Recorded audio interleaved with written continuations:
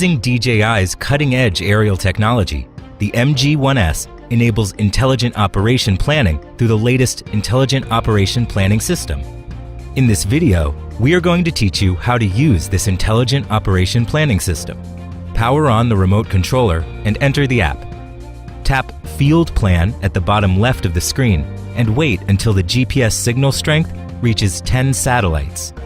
Positioning accuracy will be about ±2 meters. Tap Start Measuring in the lower right corner of the screen. Hold the remote controller and walk along the edge of the target field. Tap Add Waypoint C2 or press the C2 button on the back of the remote controller at each corner of the field.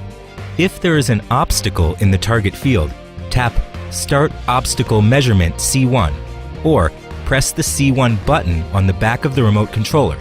Walk around the obstacle and then tap End Obstacle Measurement C1 when finished. After marking an obstacle, continue measuring the field. Tap End Measurement when the field has been measured and all the obstacles have been marked. Tap and hold a waypoint on the screen. It can be dragged to another location. Tapping a waypoint once will change it from purple to blue, and waypoint tuning options will appear that allow an operator to tune a waypoint's position according to their needs. In route planning mode, tap twice to delete a waypoint. To change the position of an obstacle area, tap and hold the obstacle on screen. Drag the waypoint to a desired location. You can also adjust the spraying area, route direction, and distance. Hold the remote controller and walk out of the target field.